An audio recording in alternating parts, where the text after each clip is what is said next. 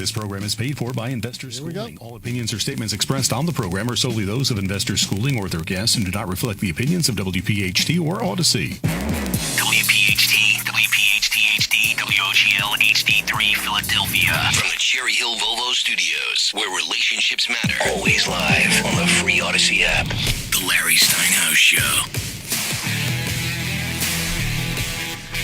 Good afternoon and welcome to the Larry Steinhouse Show. We are broadcasting here from the Investor Schooling headquarters right here in Bucks County, Pennsylvania. I am Larry Steinhouse. I am the CEO of Investor Schooling, and I'm here to make financial education fun and accessible to everyone, including you. Hey, join us as we dive into the exciting worlds of real estate investing, stock options trading, and a treasure trove of financial wisdom. You can call us anytime during the show at 855-939-1137. That's 855-939-1137. And you could call us with your questions about money, finances, or anything on your mind, even politics. Oh my God. By the way, we are not just on the air. We are live on Facebook, LinkedIn, Twitter, and YouTube. Drop us a comment and say hello. And I'm here with my awesome co-host, Dr. Deb Anderson, Omri Morad, also known as The Immigrant, and of course, our sweet producer, Glenn Page. Are we going to change that or what? Yeah, I think we can change it. I think it comes out good coming from me, but from you, not so much. Okay, so real quick, at Investor Schooling, we focus on practical learning. We will equip, What? I lost it. Yeah. We will equip you with the real-world skills in real estate investing, stock options, tax savings tips, and the secrets to financial freedom. And our headquarters are right here in Bucks County. And we also have online courses so we could reach our students further across the United States. How's that, Omri? Further across. So, are you saying that the man can't say to another man that he's sweet? The way it comes out of Larry's mouth, I just don't think it sounds great. Our sweet producer, Glenn Page. Thank you. He is sweet. He is sweet, but All right, so for the next 5... Okay, here we go. All right, here's our first contest for the day. Our first contest is to come up with a better descriptive word for Glenn besides sweet. So I think there's some people who could come up with some pretty good I know. that were not very nice. Right. No, we could do awesome. Glenn's awesome. No, wait. Let's let the audience choose. All right, okay? all right. So if you're listening to the show, actually, what happens typically, though, is, we start the show and nobody's listening for a little while, and then they all realize that, the boring shows before us are over and the good show's coming out right now. So they start to listen. But let's do this for the next, 15 minutes. If somebody calls in with a better word than sweet, actually any word besides sweet, just tell me what you want me to call Glenn in their intro. Why are we giving them? We're going to give them a free ticket to the Money Hacks event. How's that? Woohoo! So the Money Hacks event, the Money Hacks is coming up on August 17th. It's a full day event. We're going to teach you how to be your own. So Nathan's already. Nathan, you got to call in. No, you can't. You got to call in. You can't put it up online. All right. So the Money Hacks event is a full day event. We're going to teach you how to be your own bank. We're going to teach you how to invest in real estate with no money. We're going to teach you how to invest in stock options. We're going to teach you how to buy mobile home parks and mobile homes. And we're going to teach you how to build business credit. All kinds of cool stuff. Actually, this is amazing. It's $147 for a ticket.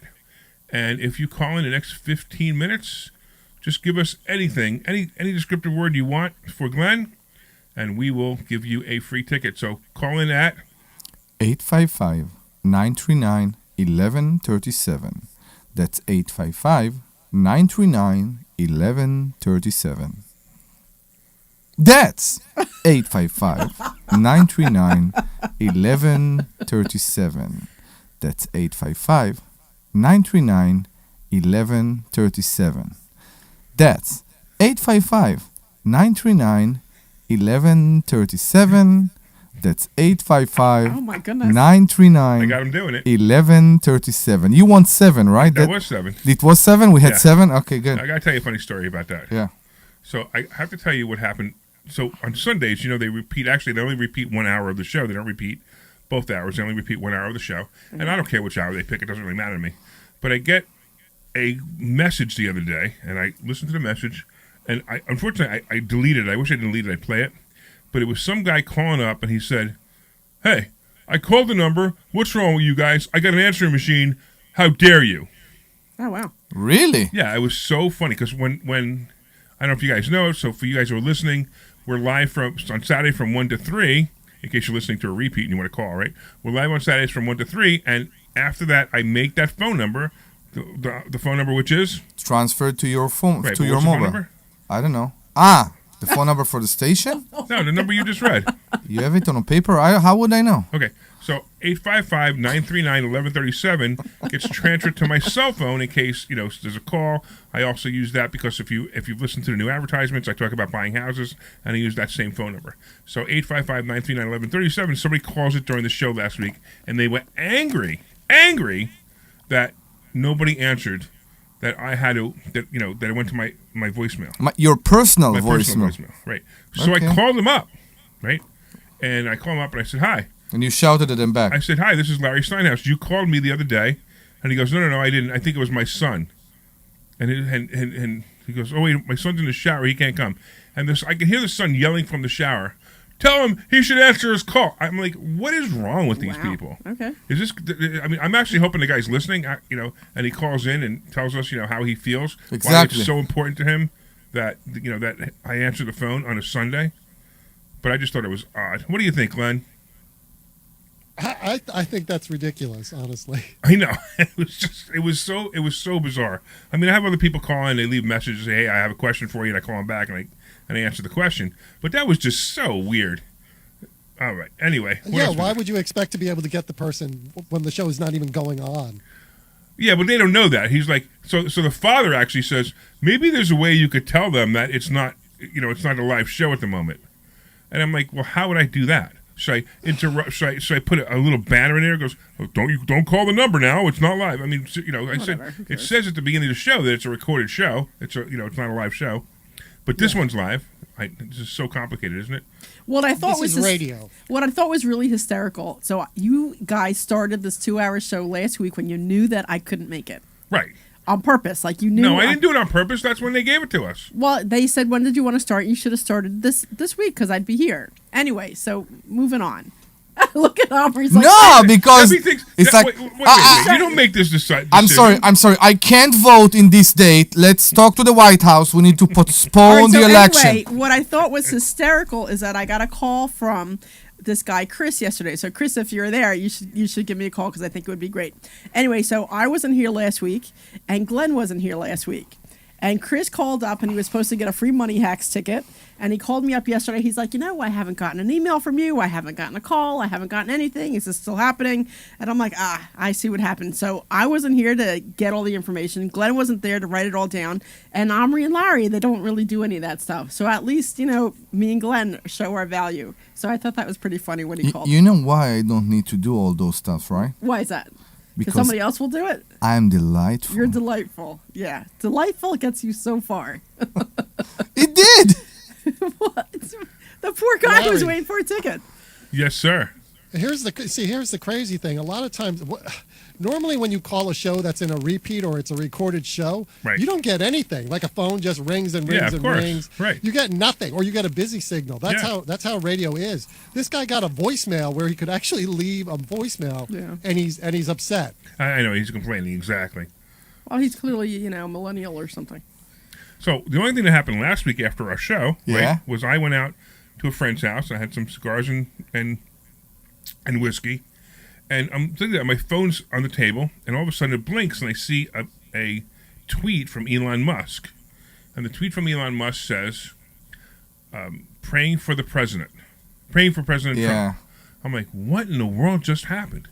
And I grabbed my phone, I started looking for it, and I'm watching this, this sniper trying to.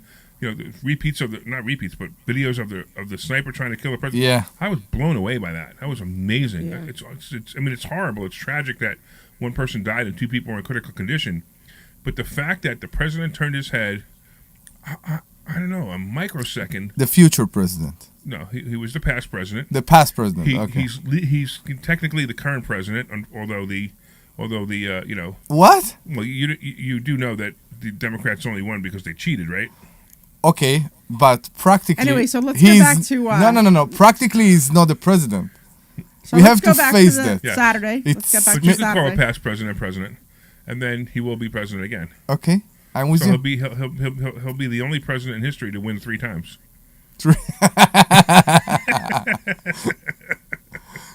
we have David on YouTube saying Trump 2024 in a landslide. Rally today in Michigan at 5 o'clock. So, David, if you're, we're not in Michigan.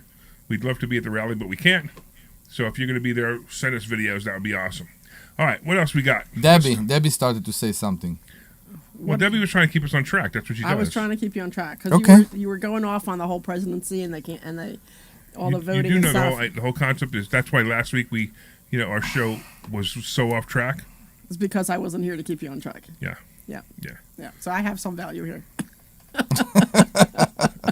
There you go. You have complete value. I have complete value here. So I actually put a post out on Facebook today, and it's something I wanted to talk about, which is the fact that you can pay your children, and you can save a lot of taxes and do some really cool stuff paying your children. Let's talk Omri about that. and I were talking about this last night, and actually I made a mistake. I actually gave you last year's numbers, not this year's numbers. So I know. So it's not 12.5? No, it's never was. It hasn't been 12. It's not 13.8 was what it was last year. I think it's 14.6 this year. 14,600. 14,600, I believe, is the number this year. And that's per child. That's per child. That's per anybody. Yeah. Per anybody. What do you mean per anybody? So you don't have to. So you can pay your grandchildren, your cousins, your nieces, your nephews, anyone you want. You can even pay me $14,600. And it would be a tax deduction to you. But the reason you do it with your children specifically, all right. So let me go backwards. But hold on, we got two people. We got two people online. So let me just real quick. Gary. Hold on, Gary. I'm gonna go to Mark and Limerick first because I know that Mark might have a more interesting. Ahead, that was the sound of Gary dropping the line. Go ahead, Mark. Hello. Hi, Larry. What's happening, sir? I know this probably... Hey, good. How are you? All right. I know this typically probably wouldn't be in your wheelhouse. You guys talk stock options and real estate, but my company was recently... We were recently notified on Thursday that our company went ESOP effective April 1st. Okay. My question is, I've got 27 years. I've been a long-time devoted employee to that company. Like, my question is, are shares allotted? Will I get more shares because I've been there 27 years, or does everyone start from ground one? I have no idea. Day one? I'm going to say it's the plan documents. So why don't you explain what ESOP is? Yeah. I just want to answer the question real quick. So basically, what's going to happen is the company basically becomes part of the members of the employees of the company become owners or members of the company. Is basically what's going to happen. So he gets shares in this company, and then when he retires, those shares turn into either cash or an annuity or whatever the documents say they do. Or he gets dividends, I guess. No. Whatever the plan. So that's why when he asked this question, I can't answer the question because I don't know what the plan documents say. So you probably will get some documents that you need first of all you need to sign, and you might want to read them. Here's the problem with the documents: if you don't like them, guess what? You have no choice. Yeah, you're out of luck. Did you have a retirement plan? Did you have a retirement plan in place before that? Did they have a retirement plan for you? No, we had a 401k, which is going to continue. Okay, great. But we did have a profit sharing that's going away, and in replace of the profit sharing is the ESOP. Okay, so was the profit sharing built into the 401k? Profit sharing paid out into your 401k. Yeah, okay. All right. So and the question is really, are they going to put the dividends of the ESOP into the 401k? They might do that too. I know I know most people listening are like shocked that I know all this stuff, but I never teach this stuff. I don't even talk about it. But the idea is, it's 401k plans. You can do anything you want with them, so they can actually put the ESOP in there if they wanted to. So the reality is, you pretty much have you had your profit sharing already. You had any money that you put in. Do they match your 401k? Up to a point, yeah. Okay, so even if they don't give you extra shares because you've been there for 27 years, you've already gotten those benefits. In my opinion, you've already gotten those benefits because you've already gotten the profit sharing. You've already put the money in. You've already got the match. So even if they don't, it's not so bad. You get what I'm trying to say? That's what I was thinking. Yeah, I was thinking, it would be great if, my, time there, 27 years, got me some extra shares. But I'm cool either way. I was just curious. I can't seem to read anything online about it, and it might be, I know there's not a lot of government regulations around it, but it might be per plan, Yeah, and exactly. You'll know. Look, so the reality is you're going to know when you read the documents. When is it? The actual the conversion is probably on the 1st of any month, right? Of one of the months.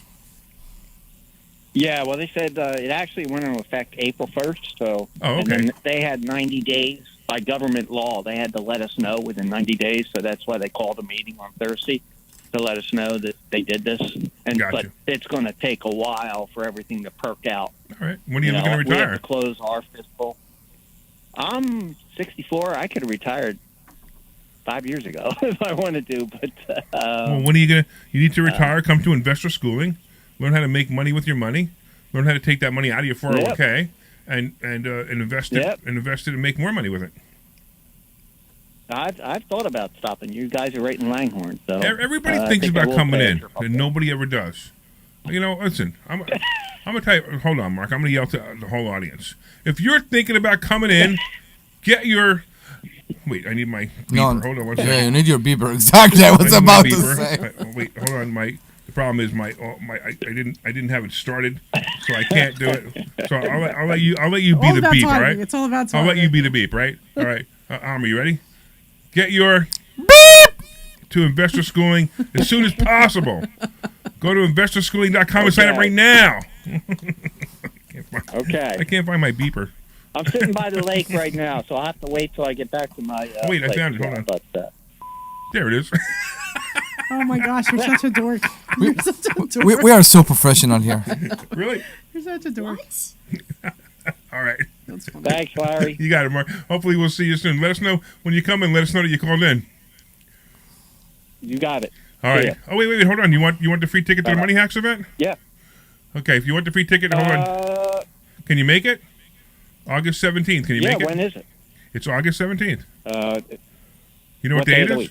Saturday. It's Saturday, August 17th. All-day event. Yeah, I can make it. Oh, by the way, I can make it. So real quick, what should we call Glenn instead of calling him Sweet? What should we call him? Sweet. I like sweet. I like Glenn because Glenn's sweet. I really like that term for Glenn because Glenn's sweet. I don't know. I'm just saying. Yeah, sweet. He's sweet. Sweet. You're gonna stay with Sweet? Sweet. He's staying with Sweet. We'll still give him a ticket. I don't care. I mean, pick what you want. I just when I think of Glenn, I think of somebody who's really sweet. I know, but this doesn't sound good coming from me. You told me. Yeah, it doesn't. No, it doesn't sound good coming from you. So maybe I should be reading that part of the intro. So that okay. it sounds. We can do that. Sure. That's an option. Maybe that'll work. All right, Glenn. Put Ice Cream Gary on, and then get Mark's information. Yep. What's up, Gary? Good afternoon, Mr. Steinhouse, Dr. Dev Omni. Let's get serious. Wait, what's his name? Hold on, what's his name? Dr. Dev Steinhouse and Omni. Again, the N. Why the N? How people hear N? Did he say it wrong again? Yeah, he said it wrong again. He said Omni. Fiction magazine? Yeah, why? Fiction magazine? It's Omni? you. It's the Omni Prophet.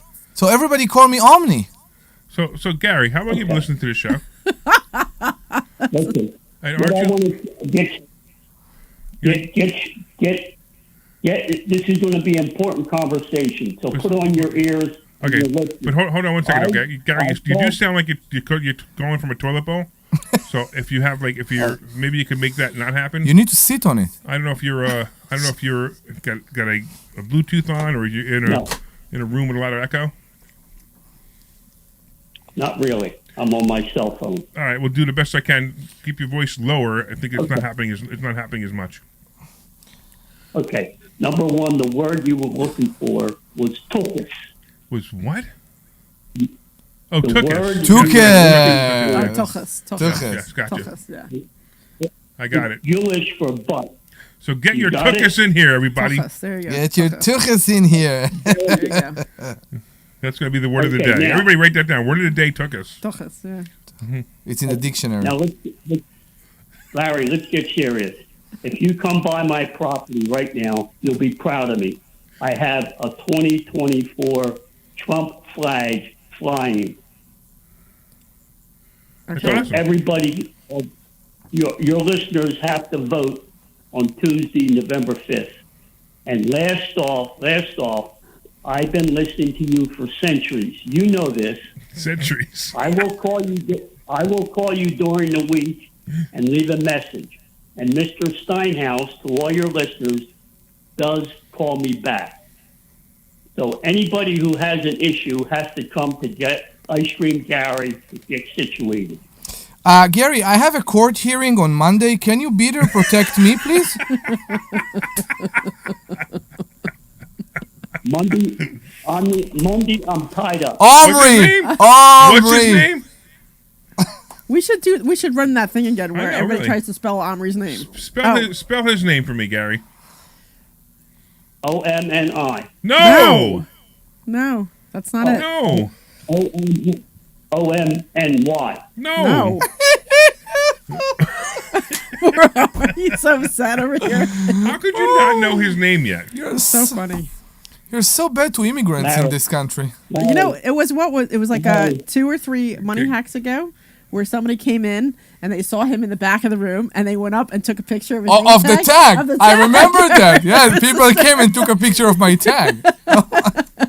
Gary, I want you to write this down. You have a piece of paper and a pen?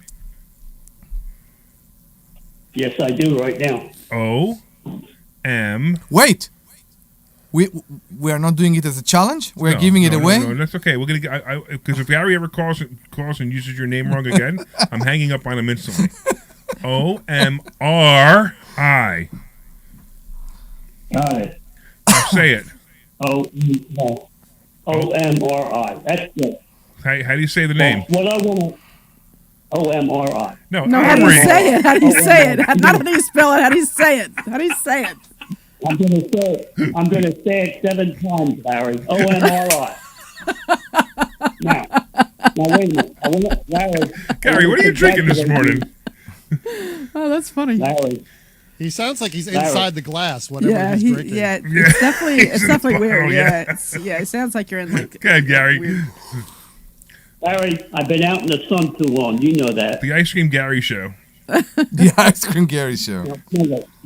So we have somebody calling in from. All right, Gary. Let's let him get serious. Okay. Congratulations on your 2-hour gig. Thank you, sir. You just reminded me that we have another hour and a half to go. Well, you, Dr. Deb, and OMRI. At least he has it down now, right? You know, come on. At least he has it. I'm just Larry's thinking about laughing so hard he can't breathe. So I'm thinking about so many things in my head right now. I'm thinking about Look at him. Larry's turning red. He can't even breathe. I'm thinking about my daughter said, "Hey, OMRI, can I have money?" Or my wife said, "Ooh, OMRI." What's going on? Okay, we're totally out of control. That's why we need 2 hours. Larry, I apologize. I really am sorry. Oh, Gary, you're the best, man. Keep going. I can't For all the understand. ruckus, I apologize. For all the ruckus. Oh, that's he all right. apologizes. That's funny. We're enjoying the ruckus, apparently. That's all right. Larry was as red as his hat, his Trump hat. So it was pretty funny. Yes, I'm as red as my MAGA hat. Or my MAGA hat.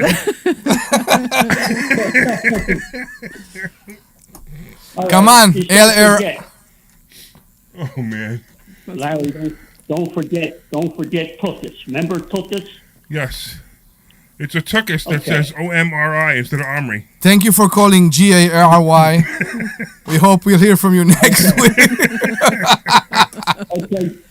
Okay, Dr. DEB. There you go. There you go. All right. Okay, listen, fellas. Listen, everybody have a wonderful day. Thank Keep you. up the good work. And please, don't forget to do the right thing November 5th. That's You all got we it, ask. Gary. Hey, we appreciate you. Okay, buddy. Talk to you soon. Anytime. Have a good day, Larry. All right. Hey, Glenn. I don't think I've ever heard a person on the radio laugh as hard as I just did. Does that make for bad radio or good radio? It depends. It can be infectious, but yeah, sometimes it does turn into. It can get a little confusing. For yes, I understood. I mean, he just was cracking me up. I don't know why. No, I think it's good radio. All right, good. Thank you. Hey, everybody, was it good radio? Let me know.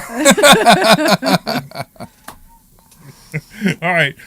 OMRI, what do we got? I don't know. What do you want to talk about right now? Besides, we were supposed to talk about the amount of money that people can put away for their children. Yeah, let's go back to that. I'm pretty amazed that it came up to 14,600. 14,600, right? So you know what we do? Let's do this. Let's take a break because we all need a break. Yeah. Yeah, we all need a break. And take us out. We'll be back in a few minutes.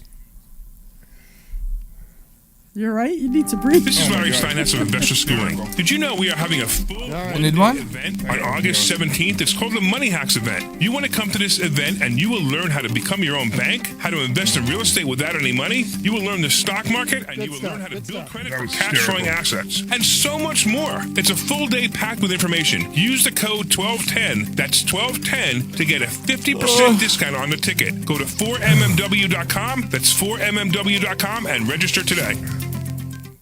Do you have a property that you no longer want? Maybe you inherited the property. Maybe you're underwater in the property. Or maybe you're just a tired landlord, tired of dealing with tenants. Listen, I can buy those properties and I'll buy those properties fast. I can close in 2 weeks. I buy properties cash. My name is Larry Steinhouse. Give me a call at 855-939-1137. That's 855-939-1137 and I will personally answer the call. You can also visit easyOutRealEstate.com. This is Larry Steinhouse with Investor Schooling. Do you know when the best time to buy investment properties is? It's now. It's always now. You just need to learn how to buy them correctly. Go to investorschooling.com and sign up for a complimentary class this Thursday night and learn how to buy investment properties and make money every time. That's right. That's what we teach. We teach how to buy investment properties and make money every time. Go to investorschooling.com and RSVP right now. Take a class this Thursday night. All right, we'll be back in 30 unless you want more time. No, that's fine. This is Larry Steinhouse. You can call for a break whenever you want. Are you ready for retirement? Have you prepared everything you need? Well, in Investor Schooling, we will teach you ways to better prepare for your retirement using real estate and the stock market. But you need to learn how to do it right. And that's what we teach. At Investor Schooling, we sell nothing but education. Come to Investor Schooling and learn how to have a better retirement. Go to investorschooling.com and RSVP right now for this Thursday's class at 7 o'clock. Go to investorschooling.com. That's investorschooling.com. This program is paid for by Investor Schooling. All right, you're back. All right, welcome back, everybody. I am Larry Steinhouse. This is the Larry Steinhouse Show, and I think I've stopped laughing finally, so I'm back. We're back on the air. I'm here with Dr. Deb and OMRI, and we are talking about real estate, the stock market, and we get into a really cool topic all about how you can pay your children and save a whole lot of money in taxes. Yeah. So if you have a business, let's say you have an LLC, you have any business, or C Corp, it really doesn't matter. Even if it's a sole proprietorship, it's just a little more difficult to prove it, but it's no big deal. You can still do it. You could pay your children up to $14,600 per year. Actually, you can pay your children anything you want. But if you pay them $14,600 a year, that level, that max, that's tax-free to them. And the reason it's tax-free to them, most people don't understand this, but there's something called the standard minimum deduction. And the standard minimum deduction this year, for 2024, is $14,600. It's amazing. Now, I know, it's pretty wild, right? So you pay your children $14,600. Now, you're saying, well, what's the big deal? I'm paying my children $14,600. Here is the big deal. If you took that amount, $14,600, and took it off your salary, or the amount of money that you pay yourself in your LLC, and you pay your children that amount becomes tax deductible to your company. Your children don't pay taxes on it. Now, when you have that $14,600, what I recommend you do is you open up a bank account for your child. You're the custodian on the bank account for the $14,600, which basically means you have full control. Okay. Now, if you have, do you buy your kids toys? Yeah, of course. Right, so Omri, if he buys his kids toys, he can now go to that bank account and use that bank account to buy his children toys. Wait, what about clothes, for example? Clothes, exactly. I was going to go there. Clothes, toys, School, if you put your kids in private school and you want to use that money for private school, you can use that for private school. It's all this way. It's excuse me. You're using money that's not taxed to do this. Where normally most people use money that's already been taxed to buy their clothes for the children or their toys. Another thing that you can do, and this is what I highly recommend you do, especially if you're going to put money away for your kids for college, is you put it into a Roth IRA. Don't use a 529 plan, please. The only people who make money on 529 plans are registered reps, of course. So the 529 plan is... It's only PA, we need to say. No. It's everywhere? 529? PA 529, no? No, it's PA 529 plan is a college plan. I know. That you put your money away for college. Mm-hmm. But you have to... So there's so many disadvantages to it. There are advantages, but there's so many disadvantages. But the better way to do it is to put the money into a Roth IRA, so you can put up to $7,000 a year out of that $14,600. Now think about this, right? The really interesting part was, remember, a Roth IRA is not tax deductible. But you just put money into a Roth IRA with tax-free money. So it's already been tax deducted. So the $14,600 has already been tax deducted out of your company. You now put that $7,000 into a Roth IRA for your children. You know what the rule of a Roth IRA is? You can use the money for college. No, but I'm going to get there. But the rule is, in order to contribute, you have to make an income. So if you're paying your children $14,600, are they making an income? Yeah. Yeah. So now you take the $7,000 of the $14,000, you put it into a Roth IRA. Then you can use the rest of the money for anything else you want to use it for clothes, vacations. Whatever it is that you want to use that for your children, you could still use it for your children. Nobody's going to go after you and say, hey, did you use this for, whatever? Did you use it for a plane ride to go to Disney World, for example? Yeah. Your child can take his tax-free money and buy a trip to Disney World because you're the custodian. You made that decision. So, for a vacation, actually. Whatever you want. So you have 2 kids, right? Yeah. So let's say you take $2,000 from each kid and say, hey, Rome, we're going to Disney World and you're paying for it. Good. You can do that. Also for us. Right. So it's now tax deductible. It's not tax deductible because it's already been it's being bought with pre-tax money is what I really want to say. Okay, I have many questions. Sure. Okay, let's start with that. The 14,600. Can you do it as a transaction or do you have to do that as a W-2? No, it has to be a W-2. So what you might want to do is you might want to actually get a payroll company and do an actual payroll. Now, the problem with that, I'm into all that right now, is when I called my workers' comps and added an employee, when I called my insurance agency, okay, that is connected to my payroll company, and I said I'm adding 2 more employees. The first question they ask is what do they do? What's their job description? Right, so here's where it gets a little interesting, and actually I'm glad you brought it up because I was going to bring it up too. Now you have to remember that you have to justify that your children are working for you, correct? Yeah. Okay.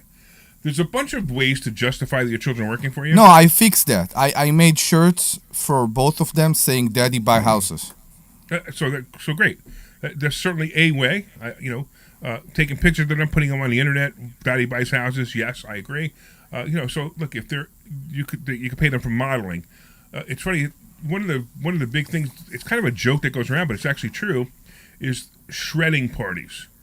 Like, so if you want to shred documents, documents that you feel that you no longer want, you have your kids put the paper in the shredding machine, and you're paying them $14,000 a year to shred paper. I love this country.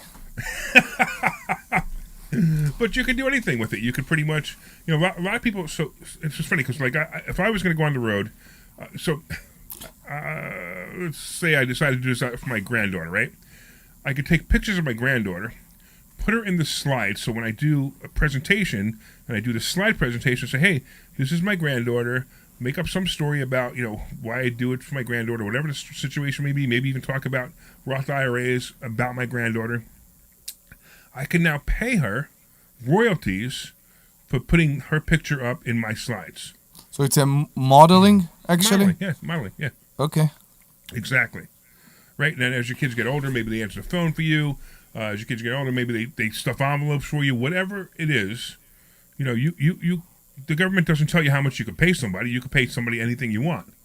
So now you've deducted the $14,600 from your payroll, and if you took it out of your, the money you were getting anyway, your taxes are now lower, and your children aren't paying taxes on the $14,600. So it actually is a much better way to manage your money that's coming out of your company. Okay. So I thought you'd enjoy that because I know we were talking about this last night. You and I went over to what was it? Stony Brook Farm, actually, right? Yeah, yesterday we were to Shady Brook, but Shady Brook, yeah. Yeah, Shady Brook Farm, the best place for kids. For everything. Come on, did you enjoy? All I know is I got a bruise from going on one of the rides. I live like 5 minutes from there. You could have called me. I called both of you. We didn't call Debbie? No. What? Oh, no. I live like 5 minutes from there. So See that? I tell you, every time I go to a fair, and that's every fair around here, every day it opens, I tell you. I think come today. Today, for example, tonight I go to the Burlington Fair in New Jersey, which is the best. I got to reel you guys in. This is amazing. Yeah. So, because that's the best fair of the year. I do want to take a minute to say a couple of people online. We got Nathan online. We got David online. We got Marie online. We got Kevin online. It looks like we got Ed and Patricia. Anybody else online? Feel free to say hi. Of course, we'd love it when you guys say hi. And so Kevin's asking a question: how does the Augusta Act work with that? Also, the Augusta Act has nothing to do with this. I was going to say I didn't think the Augusta had anything to do with your kids. Yeah.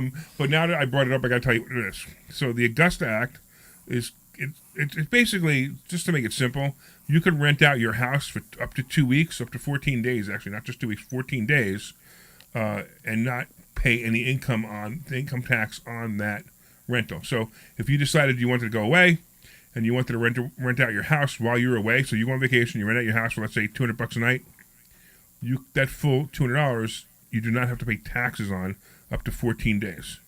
Anybody want to know where that came from? Oh my God. It's like rewarding Airbnb people. No, Airbnb wouldn't qualify. Okay. But I'm going to tell you where it comes from. It's kind of interesting. Isn't it like from the golf thing? It's exactly. Yeah. It's from what? From it's Augusta. I think it's Augusta golf or something. Right. Yeah. So what basically happened was people were renting their houses for the Augusta golf tournament. Okay. And they were saying, hey, we shouldn't have to pay taxes on this. And I don't know, some argument somewhere somebody won.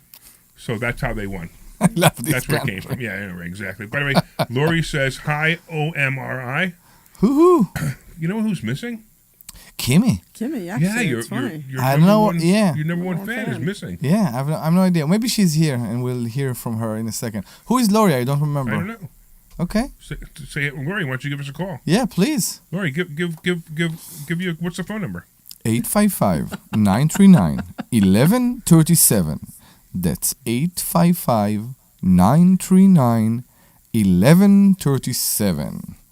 So let's go back to the subject. So you need to put your kids on a payroll.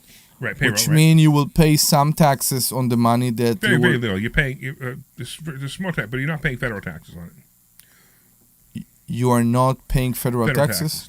That's the point. You're not paying federal taxes, which is why it's tax free. Okay, but in every payroll you have Medicare, for example. Yeah, it's not Medicare. It's I forgot what it's called, but it's a very small amount. Can you deduct it at the end of the year? You've deducted it anyway. Okay, because under 18 they don't need to pay all that. So they're exempt. You're going to put down exempt when you fill out their W. When you hire them. Yeah. Right, when you hire them, put down exempt. The W-2. Right. Okay. Wow, that's amazing. Yeah, that's one of the first thing I'm going to do. So what happens once they reach 18? Can you still do this when? No, you can do it any time. So people, you can do it even if they're 18. The standard minimum deduction is still $14,600. But most children, usually when they hit about 16 or 17, what do they do? They go get a job. Yeah. So if they go get a job, they're affecting this. It doesn't affect you. It affects them. So the first $14,600 that you're giving them is their standard minimum deduction. So if they're making another $5,000 working at McDonald's, then they have to pay taxes on that $5,000 where they normally wouldn't have to pay taxes on that $5,000 either. Mm-hmm. That's all. So you can do whatever. I could do it with you. I could pay you anything. I pay him anything. I know you guys would love it if I actually paid you one day. It'd be a thought, It's a thought, baby. But you just love hanging around me, right? Is that what it is? But Yeah. the $14,600 is deductible. Yeah, there you go. The $14,600 is deductible to me, and then you're responsible for those taxes on that money. But $14,600, you don't pay taxes on the first $14,600 you make, no matter how much you make. Okay, I have another question. When you take when you put your money into your IRA, Roth IRA or IRA? The Roth IRA. Okay. Okay? You can do it without being a W-2 of your own business. You can do it. You have to have income. I know. Okay. You have to have income or profit. No, income. Income. Right. Exactly. So when you are taking money into your IRA every year, okay, right? You are not a W-2 of your own company. You can be. You can be, but you don't have to be. Right. Here in the kids, for some reason, they do have to be. No. Everyone has to show income. In other words, if you put $7,000 into a Roth IRA, yeah, you and I, yeah, we have to show that we've made at least $7,000. Okay. On our tax return. By what? By like to show profit and loss? Whatever. If it's a dividend, so you're talking about dividend, it could be a dividend, it could be a payroll. I understand. It could be any method at all in which you receive $7,000. It could even be rent. So I'm not sure if it could be rent. So let's go with that, okay? Right. You can show it because from the beginning. When I'm depositing the money, I need to deposit the IRA until the end of the year. Before the end of the year. Well, before April 15. Right. Correct. Yeah. But sometimes the tax report is not ready. Right. And you are still depositing that money. It has to be done before April 15th, even if you do a late return. So you're depositing the $7,000 before April 15. Right. Okay? And you have to, with the deposit of the $7,000, you have to show that you made money. Your income tax return has to show that you made at least $7,000. And if it's not ready? No. This is only assuming you get audited. Okay. In other words, they can, 3 years from now, they can come back and go, hey, you deposited $7,000 into your Roth IRA. Show me where you made $7,000. So your tax return doesn't say that. Camera don't want from me a proof for income. No. I get it. Okay. Right. Okay, I get it. Right. Thank you. Right. So you're right. Your Roth IRA company doesn't care if you proved it or didn't prove it. They're going to take the money. Okay. The real question is whether your Roth IRA will now be tax deducted. Void. Yeah, exactly. Void. So basically, any income you made inside your Roth IRA could be taxable because you didn't do it properly. That's all. I understand. Got it? Yes. Yeah. I mean, it's funny. One has to follow the other, and then they have to catch you, and then they have to prove it to you, and then you have to prove it to them, and the IRS is the only place where you're guilty until proven innocent. Yeah. Which is amazing, actually, how that works. It's like court. Yeah, they could. No, it's not court. No. No, it's pretty much the same. In the justice system, yeah, you're innocent until proven guilty, but in the IRS's eyes, you're guilty until you can prove yourself innocent, which is very difficult sometimes. Mm-hmm. Even if you made a small mistake in your tax return. So you pay for your IRA from your business account, and you transfer. No. What? No, the IRA has to go to you. It's called an individual retirement account. The money has to go to you somewhere. How? Either in a W-2 or as a dividend if you're in a company, if you own a company. So it has to go to you first. So $7,000 has to be transferred to you. Then you take that $7,000 and you open up either an IRA or a Roth IRA. Okay, that's something new. You can't take the $7,000 from the LLC account and transfer it. No. Even if you're not a W-2 employee. No, you have to take it to you first. Okay.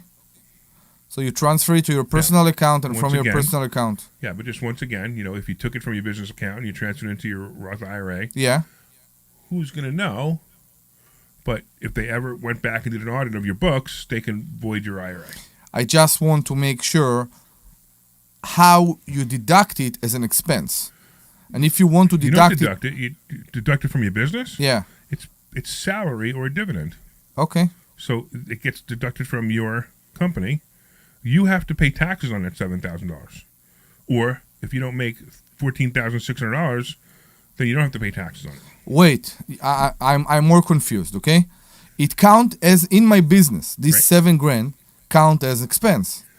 Because it went to you as salary exactly or dividend. Or dividend, right? Yeah. Okay. And then you have to pay taxes on that $7,000. On the income.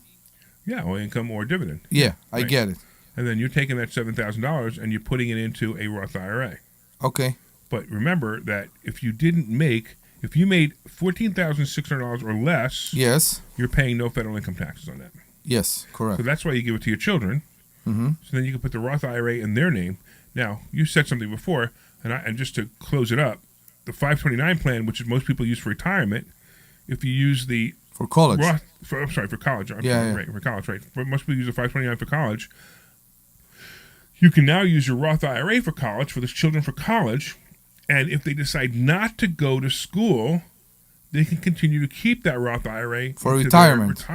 Amazing. The problem with a 529 plan is if you don't use it for college, then you're taxed and penalized unless you transfer it to somebody else. But if all my kids don't, if all your kids don't go to college, then now you're penalized unless you transfer it to a cousin or a nephew or a niece.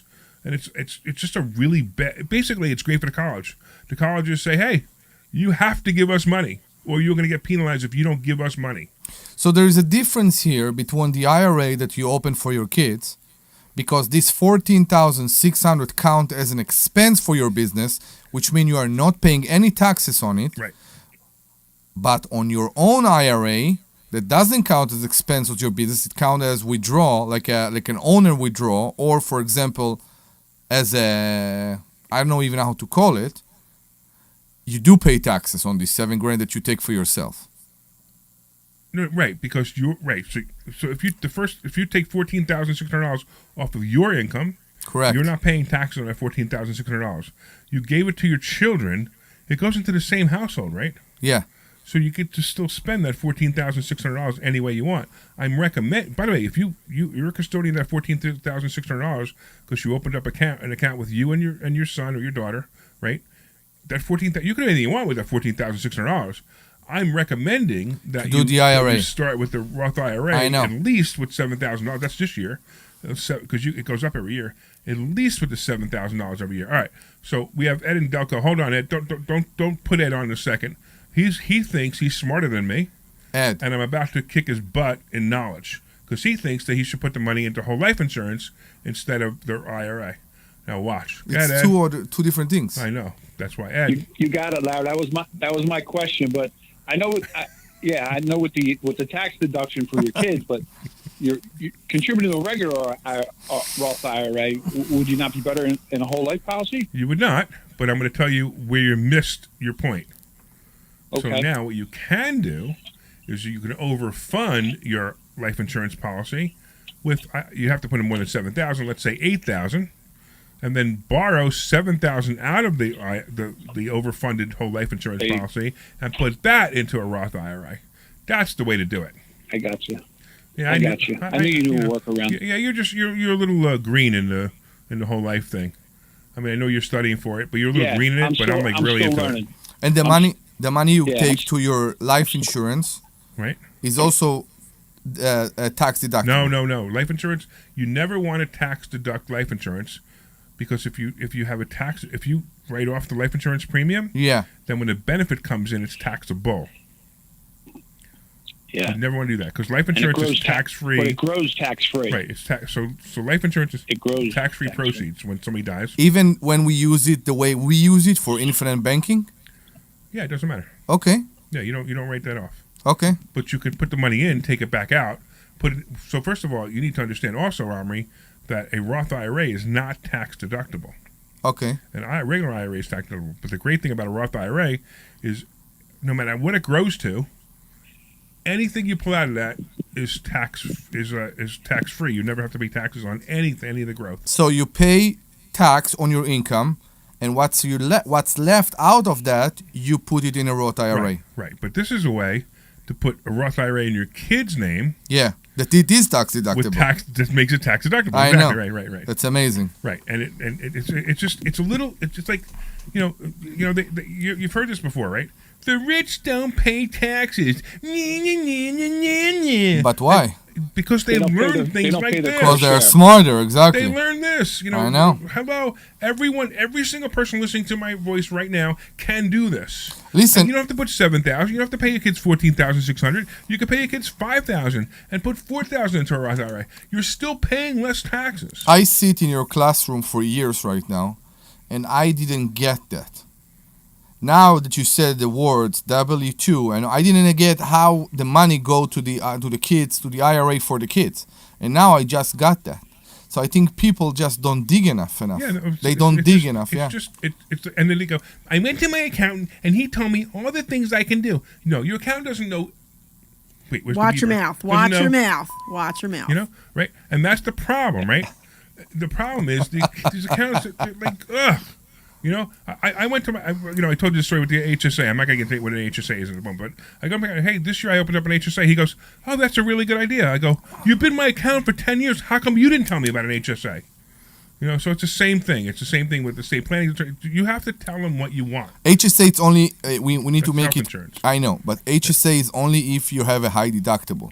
Yeah, but let's not get into it because we're dropping too much knowledge today. I know. The audience right now is like, wow, my head's spinning. It's a lot. So I want to just focus on the paying your children $14,600, and it's a great move. And Ed, that's how you do it, Ed. You overfund the life insurance, you put the money in, and you take it back out, or you borrow it back out, and then you open up the Roth IRA. And there's so many advantages to doing that as well. As a matter of fact, that's one of the big things when we'll be talking about the Money Hacks event on August 17th. Mm-hmm. What we just talked to Ed about, how to overfund your whole life insurance policy and take the money back out and use that and have it grow in two places. Imagine you had $1, it's like right? Double dipping. Yeah, right. Imagine you had $1 and you were able to get interest on that dollar in two different places. And it's $1, it's in one place, and you get interest on it in two places. That's how overfunding the whole life insurance works. Yeah, I know. I'm pretty excited, man. I'm hoping you get your license soon. Are you going to talk about in the next hour the promissory notes convertible? The converter. Were you on my webinar this morning? No. Oh, okay. I posted that. I posted that. Yeah. It, I don't think I'm probably not going to talk about it because that's really high level stuff, right? So what Ed's talking about is I put a post in the students page, in the Investor Schooling students page about convertible notes. Wow, this is a step above anything you've ever heard of before. It's basically lending money. Just a little quick overview. It's basically lending money to companies that are traded on the stock exchange. Okay. Stock exchange, and your collateral is the company. It's amazing. It absolutely blows my mind, and the amount of money you make on this is so incredible. In fact, just to get to a little bit of it, you know about how Volkswagen just invested in Rivian? $5 billion. Yeah, right. So what they did was they basically did this. They basically lent them $1 billion at a time, and on the first $1 billion, they made $600 million in 3 days. Wow. So they lent them $1 billion, and in 3 days, they made $600 million on that $1 billion. Is it legal for a company? Sorry. The stock is collateral, right? The company is collateral. Yeah, the stock's collateral. You're right. The stock's collateral. And they can only convert. The funny part is, it's like if I do the math, it's amazing because I actually was on the phone with. So I may put together a fund with this, doing this, but I can't really talk about it because it's like it may be a SEC violation for me to talk about it. But it's I may put so I can't give you too many details. But I may put together a fund that does this, and it'll be freaking amazing. I'm really looking forward to it. All right. I think Warren Buffett did that for Goldman Sachs. Wait. You think he did it once? He does it often. No. He does it often, right? He gets the convertible bonds. Right. This method of making money is so high level that I'm going to say probably 5% of the people in the country even understand it. Not even invest in it, even understand it. Mm-hmm. And I've been studying it for a while. Yep. I've gotten together with some really high level people, putting this together, doing it already, and I'm going to start doing this because this is amazing to me, absolutely amazing to me. Sounds good. All right, Ed, I'm going to kick you off because pretty soon we have to go to our station break, but we'll take a couple more minutes out. So we'll see you, Ed. So what else, Omri, before We got to go to station break. I am just trying to do the math if I can do it this year. Okay, because I you don't have to do the whole 14,000. I know. So that's another question I have for you. Can you do it as a one-time yearly salary, or you have to do a monthly salary? You can, because you got to remember that the IRS doesn't look at how often you paid your children. Correct. You can make them. You can pay them $14,600 for one photo shoot. One time. Exactly. Amazing. I'm blown away by that. Yeah. Yeah, it's an amazing way to save money. I know, Deb, you were doing it for a while, right? I was paying my. Your kids got older though, but they were older. And then they started working. So then I did half, and then I stopped because it was just too confusing to figure it out, the math. So. Right now, will you put the money in a Roth IRA? I did. Yeah, put it in a Roth. Yeah. So they both have Roth set up. So Deb actually came to class. She heard me say it, and she did it. Yeah. So it's kind of cool. Excellent. I love it. Good stuff. Very good stuff. So, hey, Larry. Yeah.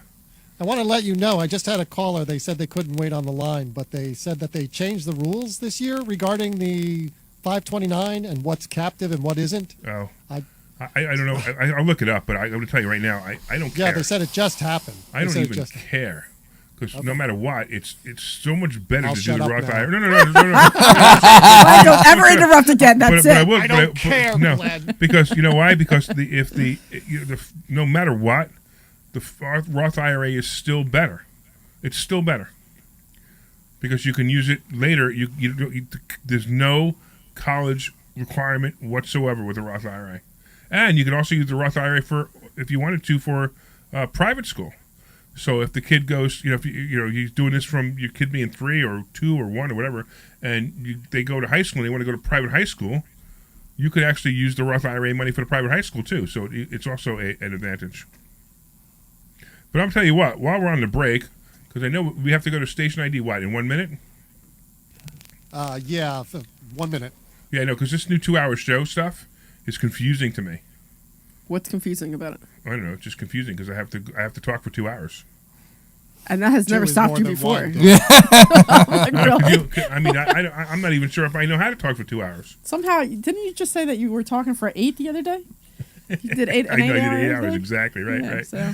All right, so 8 hours. Oh my God. Yeah, can you imagine 8 hours and a half? I hope I'm happy I wasn't in the audience. I'm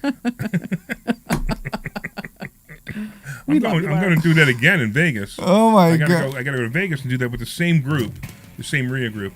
All right, he's playing music, which means we got to go to station ID in 9 more seconds or 8 more seconds, whatever it is, and then run 2 commercials after that, station ID, and we'll be back in a minute. Yoo-hoo! You're clear. This program is paid for by Investor Schooling. All opinions or statements expressed on the program are solely those of Investor Schooling or their guests and do not reflect the opinions of WPHT or Odyssey. WPHT, WPHT-HD, WOGL, HD3, Philadelphia. From the Cherry Hill Volvo Studios, where relationships... Larry, they actually do have regular spots scheduled for the first 2 minutes. All right, that's fine. I have a serious heart condition called hypertrophic cardiomyopathy, or HCM. Some symptoms include being short of breath, feeling tired, or having dizziness or chest pain. I still had symptoms on my beta blocker, so I asked my cardiologist about any treatment advances. It was a breakthrough for me. That's why I'm working with Bristol Myers Squibb to raise awareness about HCM and to help others like me. Talk to your cardiologist today and visit hcmrealtalk.com for more information. Sponsored by Bristol Myers Squibb. We all hear the radio ads about the IRS. They tell you to be afraid, to be scared, and they try to frighten you into calling. I'm not here to do that. Tax Relief Advocates is different. TRA is here to tell you that if you owe money to the IRS, whether it's $5,000, $50,000, or $500,000, we have a solution. It doesn't matter if you're sitting in your car, at work, or with your kids. No matter where you are, call now. 800-575-6481. Don't lose hope. TRA can eliminate or reduce what you owe to the IRS. Generous programs are now available that can give you a fresh start. Our passion is taxes and helping individuals fix their IRS problems. We have over 1,000 5-star reviews on Google and an A+ with the Better Business Bureau. You don't need to be afraid of the IRS any longer. End your tax nightmare today by visiting us online at TRA.com or call 800-575-6481. That's 800-575-6481. Tax Relief Advocates, real solutions for real putting people. These commercials on Facebook. I want to be paid for that.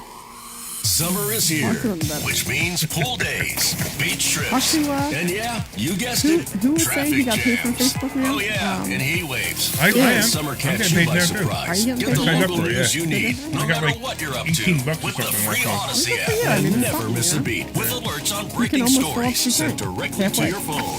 Listen today on the free Odyssey app. All right, 15 seconds. That's stage up. AUDACY. At St. Jude, a family never sees a bill at all, not one bill. Your focus is supporting this child. It's like the world has been lifted off of your shoulders. This program is paid for by Investor Schooling. All opinions or statements expressed on the program are solely those of Investor Schooling or their guests and do not reflect the opinions of WPHT or Odyssey. WPHT, WPHT-HD, WOGL HD3 Philadelphia. From the Cherry Hill Volvo Studios, where relationships matter, always live on the free Odyssey app. The Larry Steinhouse Show. All right, good afternoon and welcome back to the Larry Steinhouse Show. We are broadcasting here live from Investor Schooling headquarters right here in Bucks County, Pennsylvania. I am Larry Steinhouse. I am the CEO of Investor Schooling, and I'm here to make financial education fun and accessible to everyone, including you. I'm here with my awesome co-host, Dr. Deb. I'm here with my delightful co-host. Delightful. OMRI. OMRI. OMRI. Omri, right? It's good. Maybe that way people will know how to pronounce that. And of course, we're here also with sweet Glenn Page, the producer. So if you call in at 855-939-1137, you'll get to talk to sweet Glenn Page. Exactly. So please call at 855-939-1137. All right. So the first half of the show, we were talking about Roth IRAs and why I think they're better than 529s. And we had a caller who didn't actually talk to us, who actually talked to Glenn and said that there was a new rule about 529. I looked it up, and it's interesting. It's like a teeny weeny bit better, but it's not so good. So as of January 1st, 529 plan account owners and beneficiaries can roll up to $35,000 of unused funds into a beneficiary-owned Roth IRA tax-free. So basically what they're saying is the first $35,000 that your kids didn't use for college, you could roll that over into a Roth IRA. Why roll it over into a Roth IRA when you should have had a Roth IRA from the beginning and you don't have to worry about the first $35,000? So if you made all this money in your money, first of all, $7,000, $14,000 is 2 years, $28,000 is 3 years, right? I'm sorry, $28,000 is 4 years, right? And then you got the fifth year, you're already at $35,000. So you put your money away for 5 years, you're already past the $35,000. That's assuming you made no money on it. And then if you keep going, you're already past that threshold of $35,000. It's a much lower amount. It's dumb. It's a much lower than amount than what we are talking about here with the $7,000 a year. So you know why this was formed? Okay. I'm going to say for the dummies that put their money in the 529 plan years ago because they didn't listen to me. That they want to transfer and now it they need to. Now they at least could save $35,000 of tax free, money tax free. So So my suggestion is taking this money from the beginning and doing it in a Roth IRA. From the beginning, a Roth IRA. Now, of course, you have to make sure that your children have some kind of income, and we talked about how that works before. You can either pay them to shred paper, you could pay them to be a model, or you could pay them to be in your business, stuffing envelopes, whatever. Real estate agents do this a lot. Real estate agents hire their kids to stuff envelopes a lot. Stamp the envelope, send the mailers. Send out mailers, exactly. Yeah. So that's a great way to do it as well. All right. So again, if you want to, you have to put $35,000 into a Roth IRA. The other thing you can do with a Roth IRA, 529. From your 529 into your Roth IRA, you can take $35,000, right? So another thing that's really neat about Roth IRAs is you can actually buy real estate in a Roth IRA. Yeah. Most people have no idea that you can do this. Buy real estate in a Roth IRA. I mean, to me, that's a major play. Buying real estate in a Roth IRA or lending money to a real estate investor out of your Roth IRA. And all that money grows tax-free forever if it's in a Roth IRA. All right, where are we? We need another contest for this hour. So people can get free tickets to the Money Hacks event. Okay. The Money Hacks event is August 17th. It's a full-day event at our office. We're going to teach you how to be your own bank. We're going to teach you how to overfund your life insurance. If you're listening to the first half, you heard me talking to Ed about overfunding your life insurance policy and how that's a really great way to do so many things, to retire, to become your own bank, to do so many different things. We're going to teach you how to how to invest in mobile homes and mobile home parks. We teach you how to buy real estate with absolutely no money. So that's at the Money Hacks event on August 17th. You can go to 4mmw.com. That's the number 4mmw.com. Or you could call us now for some contest that we're about to think up, and you can get free tickets. What's the contest, Omri? What do you want to do? Now we know that it's OMRI, so to ask people to pronounce it, it's not going to work. Yeah, we can do something else. I would actually like to learn. I love learning, you know that. I want to see if someone can come with a financial advice and amaze us. If someone can call today with a financial advice and amaze us, we'll be very happy. All right, I love it. So if you're listening to this show and you have incredible financial advice, if it's absolutely wrong, I'll tell you it's absolutely wrong. But even if it's a little bit good, I'm going to accept that as a free ticket, right? Yes. So let's do it. So call up, and what's the phone number, Omri? That's 855-939-1137. Come on. That's 855-939-1137. What are you doing? The Facebook thing is stuck. Yeah, that's right. Yeah, it happens sometimes. All right, I'm just saying. Yeah, that's right. Facebook, the video is still going out to Facebook. Yeah. Oh, okay. We're having this private conversation. Nobody knows what we're talking about. Yeah. Say the phone number again, Omri. That's 855-939-1137. All right, and you call with any good financial advice, any legitimate financial advice, even if it's legitimate financial advice. Give us a call, and we'll give you a free ticket to the Money Hacks event. You could be a financial planner. Where you will learn even more. You could be a life insurance salesperson. You could be, I don't know, I don't care. You could be a Dave Ramsey fan. I don't care. You can be a registered rep. You could be a registered rep. And I promise I'll only make fun of you a little bit. No. So you could call us right now and get a free ticket to Money Hacks again. It could be something maybe your parents told you, maybe your friend told you, maybe a great money hack. Oh my goodness, how could I have not realized that goes together? So a great money hack. Call with a great money hack right now and get free tickets to the Money Hacks event on August 17th.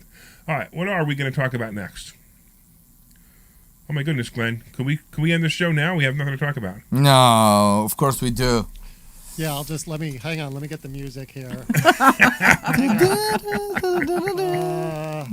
Wait a second. All right. All right, we'll see you. Bye, everybody. Thanks for joining us today on the Larry Steinhouse. Thank you for being with us. We will be here for the next 50 minutes. We got to make sure that this is the second half of the show for tomorrow. So when the guy calls me again and says, "Hey," he leaves me a message and says, "Hey, how come nobody answers the phone?" Can we talk again about the real estate market and what's going on with really great idea. With rentals right now, because something weird is going on with rentals. Yeah, what do you think? I think that the time that we used to get like 20 or 30 replies for a rental unit in the first 24 hours are gone. And I'm happy that they are gone because I'm a tenant myself. Okay? And I am just confused about what's going on with the prices. Because as much as, if you remember your description to what's going on with the real estate market as seller and buyer market, you said that in the same street, right, you will have a house with a bidding war, and you will have a house that will go under market value, right, or under the asking price. Right. I think that's what's going on. That's exactly what's going on. That's what's going on with the rentals right now. Yeah, it was a perfect prediction. Something with the rental is the same. And I see that more and more people right now has, let's say, bad rental history. Almost every rental that I am getting right now is people that it's potential tenants that has evictions in their past or criminal records and all that. And even with the price that I'm trying to be, let's say, competitive, okay, and to rent the place, you still can't rent to the certain people that apply right now. So, what's happening? Okay. Is the economy is twisting and turning. It's really it's a lot worse than people think it is, but it's not as bad as the doomsayers say it is. The doom. The people say, "Oh, this economy is the worst economy we've had in 50 years." So stop it. Worst of the world. It's not. It's not the worst economy we've had. It's turning. It's starting to go the other way. It could get a lot worse. Now, the inflation that's happened over the last 2-3 years is killing everybody, absolutely killing everybody, and most people don't realize it yet. So what's going on? Right now we have the largest amount of debt on credit cards ever in the history of the country. Really? Yeah. So what do you think people are doing? What happened was... Applying for more credit cards. Well, that's not exactly what it is. That's true. We teach people to do that, but that's not exactly what I'm talking about. What's actually happening is people are used to a certain lifestyle. So 2, 3, 4, 5 years ago, we had the Trump era, the first Trump era when everything was unbelievable. Even the end of Obama, it was unbelievable how great the economy was, right? And it just kept rolling up. And people were like, wow, I can buy anything I want now. And they started buying anything they want. They became very spoiled and very entitled. Then we had COVID, and people couldn't spend money. So what did they do? They paid off their bills instead of spending money because they couldn't go anywhere. Nothing was open. Right? And then the next thing that happened, of course, is now we have this massive inflation. So people are like, wait a minute, I'm used to doing whatever I want. I want to go to a restaurant and I want to spend $200 and take my wife out for dinner. I did that 3 years ago. Why can't I do it now? Well, the reason you can't do it now is because you have less money, or you're paying more money for things like rent and mortgage and restaurants and everything. too. I mean, even my insurance is unbelievable. The insurance that I have to pay, right, on all my properties. So all these numbers are going up, but you still feel entitled. So what do? You take out your credit card, and what's the difference? It's only $200. Yeah. And then next week, it's only another $200. And then all of a sudden, you open up your credit card bill and you go, holy cow, I'm over my limit on my credit card. And now you can't do it anymore. So you either take out another credit card, or maybe you refinance your home if you can, and you try to do it again. Eventually, it takes a little while for mentally to realize that you don't have the money you had 5 years ago. Now, same thing with the rent, right? Yeah. We've seen this with the rentals, with a few of our rentals right now, where people are applying for a $2,000 a month rent, and they make $3,000. Yeah, I know. And I'm like, don't you understand basic math? You can't possibly pay us $2,000 a month if you only make $3,000. Well, why? What's the problem? I don't have a problem with that. I paid $2,000 before. No, you can't do it. That's why they're moving, because they were paying $2,000, or maybe they paid more in the last place they were in, and they finally ran out of money, and they probably couldn't pay the landlord the last 2 months. They finally got behind, and he either finally evicted or they finally decided to leave, and they're coming to us going, hey, I can afford $2,000. I used to pay $2,000 somewhere else. It doesn't work that way. And when you do the math, you realize that in order to pay $2,000 a month, you better bring home a minimum of $4,000. We had this even that is impossible. I'm sorry. Yeah, I don't agree with that. I think you need to at least make $6,000 to make. No, not maybe not 6, but no. So at for least 5. A family. No, 5's a good number. I'm just saying when I say minimum 4 is minimum 4 take home pay. Yeah, minimum but that's 4. like a minimum. Stretch. The minimum a family of 4 pay right now for groceries is $2,000. No, for a month? Yes. No. You think more? No, it's a lot less. For groceries? Yes. $500, $600, $700. For a month? For a month. You haven't been in a supermarket. I don't think $2,000, but it's so not much $500 time. a month. So that party I had, it cost me $400 just for one day. That's a party. That's different. I know, but it's but with a bunch of adults there. So parse that out over 2 weeks. You're looking at least $800. Guys, what's going on with both of you? You know how much we pay those days, even for chicken breasts. Chicken breast is $3 a pound right now. Okay. You need fruits. You need vegetables. You cook. All right, hold on. Farmers market. I'm also going to tell you. No, I know. Everybody. Listen, I have to tell you that the three of us are not normal. Okay. And when I say that is we are still living in a higher lifestyle than most of the people that are going through this right now. The people who are making $75,000 a year, that were making $75,000 a year 5 years ago, they don't have the spending power of that $75,000, a lot less. How they eat? Educate me. How do they eat? Yes. They eat at home more. We just talked about what I just said was they're spending less, or they're spending more on groceries, but they may not be spending. You said $2,000, which is insane. You said $1,000. I said $700, but believe me, these people, if they have 5 kids at home and Yeah. 2 people working and making $75,000, Yeah. they're not spending $700 on groceries. They might be spending 4 or 5 on groceries, and they're buying cheaper groceries. They're buying name brand store brand foods. They're buying the cheap stuff. Maybe they're going to, I don't know, some of those supermarkets that have the secondhand stuff, or maybe the dollar store. You been to a dollar store lately? Yeah. You ever see what happens when you go into a dollar store? I just spoke You about see a that whole- last you year. did, that's right. Yeah, People last week. I'm sorry. And they're buying food from a dollar store. Larry, I'm buying only not only, but mostly the store brand. Okay, we are buying a lot because we eat at home and we cook at home a lot. Okay, and we are 4 people in the house. Okay. And we are touching $2,000 every month. Yeah, you could definitely cut back on that. And I am For 4 buying people, $2,000.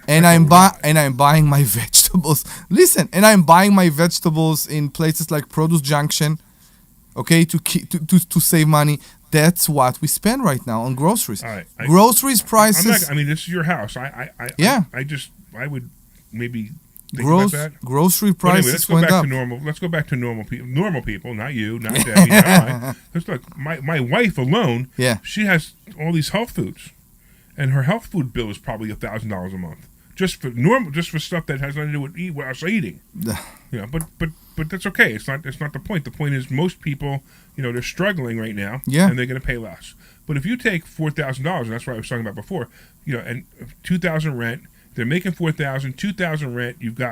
If you got a car payment and you got a beat up car that you're making a car payment on, it's $300. Most people, what do? They go out and buy a brand new car that they can't afford. They pay $700 to $800 on that car, and now they're already at $2,800. And they got insurance on that car, another $200. Then you got groceries, $400. Then you got food. Then you got like clothing and normal living. Utilities. That's just $4,000. Easy. So $4,000. Absolute minimum that somebody should pay $2,000, and that's tight. That's super tight. Listen, I want to see if they have an auto loan. Okay, I want to see if they still have their education loan. I want to see what they pay every month. Yeah. Okay. The numbers don't work. Exactly. If this person doesn't have a car, doesn't have any loan, I would go with that.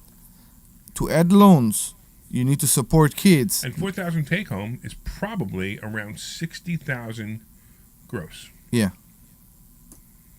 So it's tough.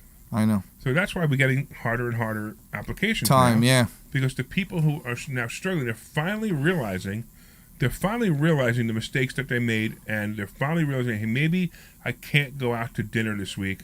Maybe I shouldn't go out to dinner this week, even though I'm used to going out to dinner 3 times a week. So what are they doing? Are they going to take another job? No, they're gonna find it's gonna come down like a house of cards. You think so? Absolutely, and that's where what's coming. The recession that's coming is going to be triggered by this.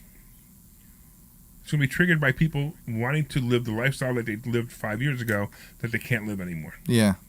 And I'm going to tell you that everybody wants to blame Biden for inflation. Okay, it's fun to blame Biden for inflation. I'm not. I don't even think Biden knows how to spell inflation anymore. But that's beside the point, right?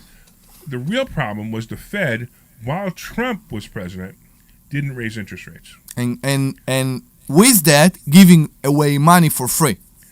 Giving people money for free. Came from COVID.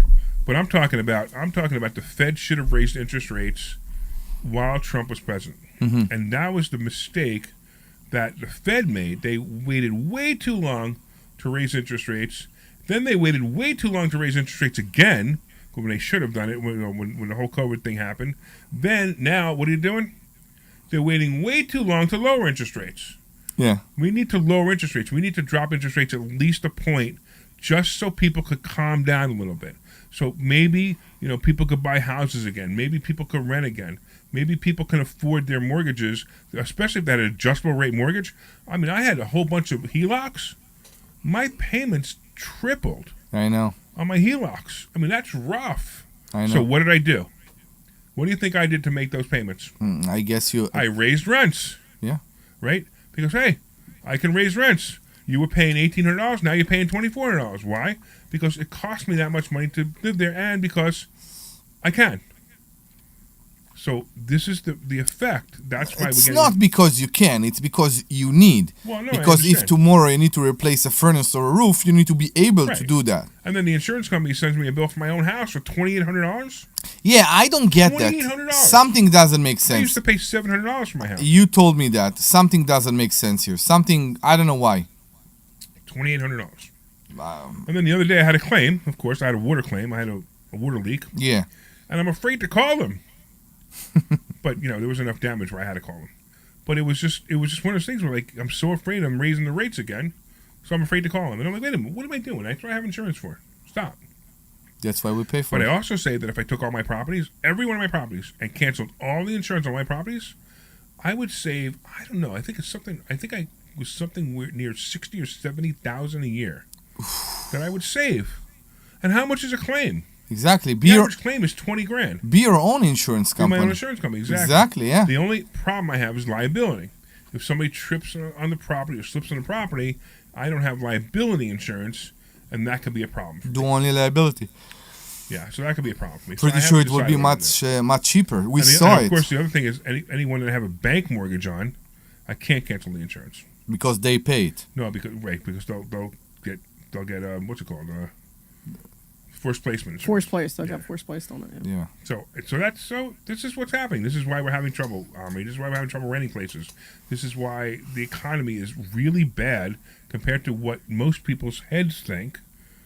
And it's not as bad as the people go, no, the economy's terrible. So just understand that it's like we're really there. It's about to swing. And the worst part is President Trump's going to come back in, and what do you think's going to happen? They're going to blame him for everything. They're going to blame him for all the things that happened. I was about to say nothing will actually change. Well, Larry, can I say something here? Yeah. This is actually what I've been saying for months. I've been saying what's going to happen is Trump's going to get back in there, or they're going to let him get back in there. And this is partially why I don't want to see Trump get reelected, is because everything you're saying about how it's going to crash, I think that's inevitable. Based on everything you just said, I think it's inevitable. And when he gets back in there, people are going to be distracted. They're going to blame it on him, even though it was going to happen anyway. And it's going to be the Trump show, instead of people looking at what really went wrong and blaming the people who need to be blamed, or saying what you just said, we should have raised interest rates when we had the chance. It's just going to be the Trump show again. And I think some of the people behind the scenes probably want that. They want everybody looking at Trump instead of looking at... Oh, there's no doubt. There's no doubt. They have a brain-dead dementia patient going against him, although the rumor is he's dropping out tomorrow. Yeah, that's what they say. That's the rumor, but we'll see. But no matter who they put up against Trump right now, if the election is fair, Trump absolutely will win. There's no doubt. If the election is fair, he'll win. I mean, whatever voters were still on the fence last week went to Trump.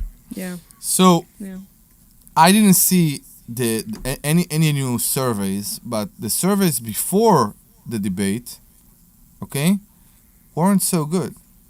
They were they were great. They were very close to each other. Yeah. So but he was still ahead. Now it's gone up a lot. Okay. So I mean, the sympathy vote is unbelievable. Plus the fact that how dare somebody, right now the Democrats are being blamed for this assassination attempt. How dare they try to take out their opponent? And that's the only way they could have won. Who said that? Who's saying that? I'm saying it. That the Democrat... You think this 20-year-old kid just climbed up a building, hey, I don't feel like doing anything today. I think I'm just going to take my dad's rifle, climb up a building, and shoot Trump. And he will give up his life for that. Who knows what he's thinking? I have no idea. Who knows what he was thinking, what would happen after he did this? Okay. He had to give his life to do that. I hope you're wrong. I hope nobody convinced him to do something. Let's say that. There's no way this 20-year-old kid just woke up in the morning and said, I'm going to do this. Let's talk about that. It doesn't work. It's not reality. I tried to read about him. On the media, there is almost nothing. That's right. Everything you read is that he was a registered... Why? Who controls the media? Okay. Do you know that there's a rumor? And I don't know if actually it seems to be true. I can't find it, though. That BlackRock, Soros-owned company, had puts on DJT, which is the stock for the social media company, Truth Social. Yeah. They bought $12 million worth of puts the week before.